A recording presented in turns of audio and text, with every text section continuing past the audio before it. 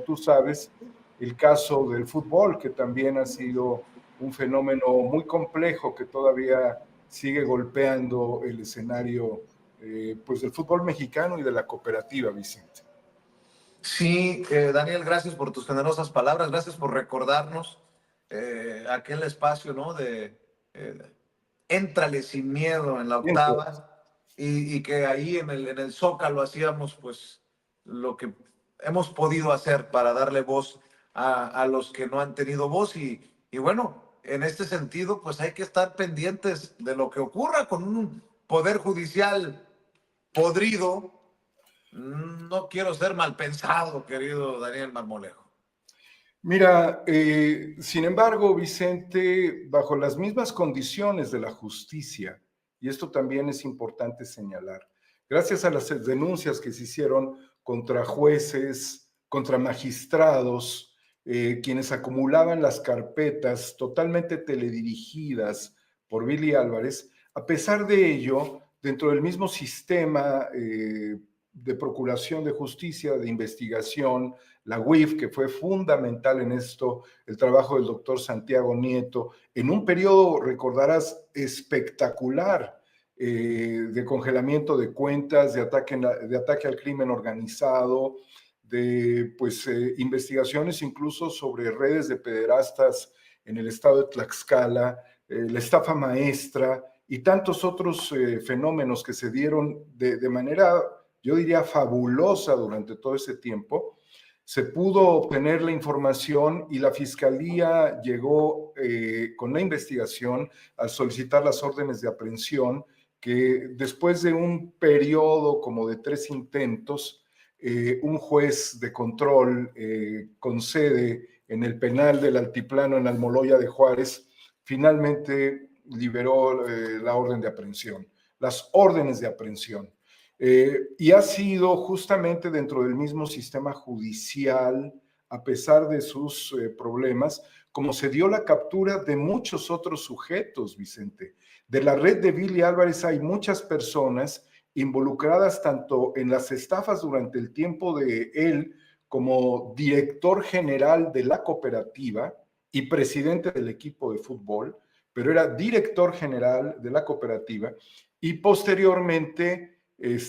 pues a quienes siguieron violentando el Estado de Derecho y fueron aprehendidos también. Es una cantidad muy importante de personas vinculadas a Billy Álvarez quienes se encuentran en prisión actualmente. Es decir que todo este fenómeno es un maxi proceso judicial en donde tú has sido fundamental en el esquema de la denuncia pública y también las mañaneras del presidente López Obrador. Debo decir que estas investigaciones son muy complejas y que también llevaron en su momento a que el hermano de Billy Álvarez lo denunciara. Él denunció a su propio hermano por otras tropelías que se habían cometido al interior de la Cruz Azul. Entonces, tienes diversas órdenes de aprehensión, diversos procesos en este momento. Billy Álvarez entró al penal de máxima seguridad con los maleantes más peligrosos de nuestro país,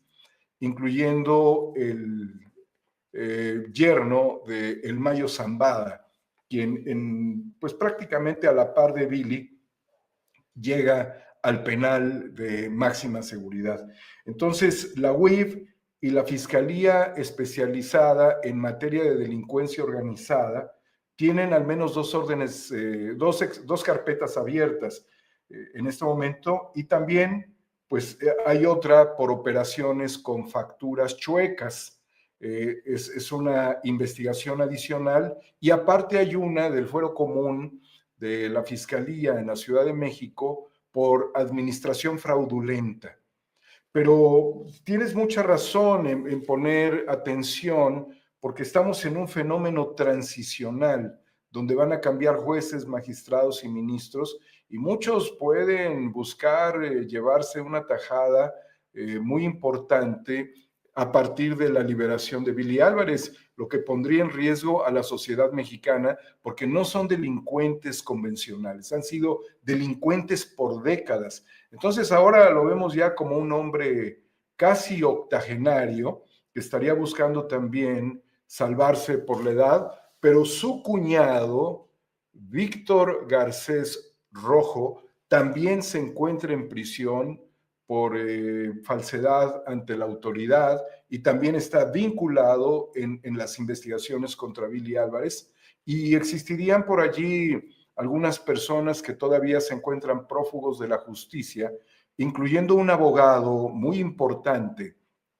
que pues realizó varias actividades ilícitas como un fraude por casi 47,000 millones de pesos en contra de la sociedad cooperativa mediante un fideicomiso en donde todos los bienes de la empresa, desde las chimeneas hasta los birlos de las llantas de las unidades transportadoras de cemento, estaban dentro de ese fideicomiso que ellos mismos usufructuaban. Entonces, tienes socios, ex socios, porque son socios excluidos de la cooperativa con órdenes de aprehensión, incluyendo Federico Saravia Pozo, a quien un periodista lo fue a defender en la mañanera cuando había fabricado una asamblea ilegal e ilegítima, pero estaba amparándose hasta que finalmente llegó a su última instancia y esa asamblea fue desechada por las autoridades judiciales al ver que era improcedente darle valor a la asamblea y en consecuencia no otorgarle derechos de representación de la sociedad cooperativa. Sigue prófugo de la justicia. Entonces son socios excluidos, son abogados internos y abogados externos, incluyendo el ex director jurídico de la sociedad cooperativa. Son también integrantes de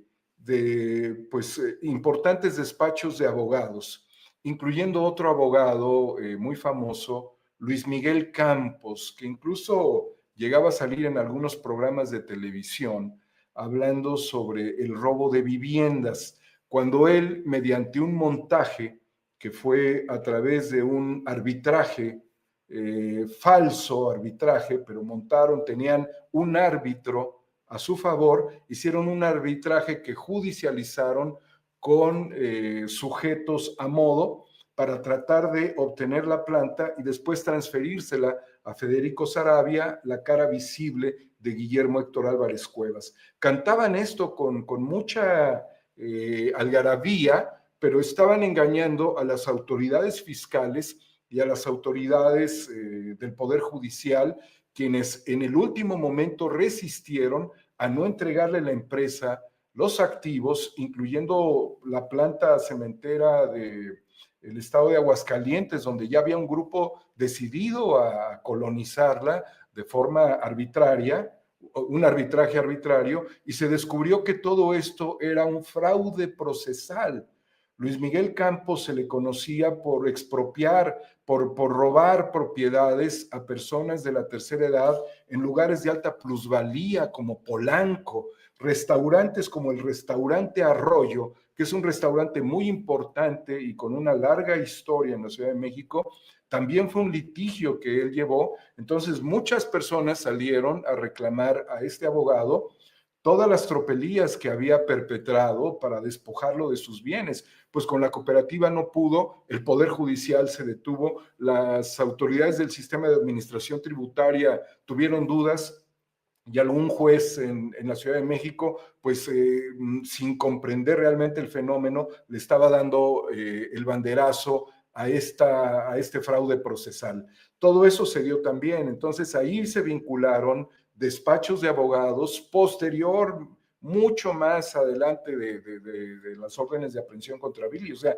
se han mantenido en el intento. Y no olvidemos también, Vicente, el drama de la ejecución de varias personas, que al menos serían 8 personas ejecutadas en la planta cementera en Tula, Hidalgo, que estaba produciendo cemento huachicoleado, usando la marca ilegalmente, utilizando a una red de distribuidores y haciendo una operación contable muy independiente a la sociedad cooperativa, lo que demostró que también ahí hubo una administración fraudulenta dentro del esquema del secuestro de la planta de una cantidad muy grande de dinero. Entonces tenías guachicoleros o socios excluidos guachicoleando, abogados desarrollando un esquema arbitral para ocupar la empresa,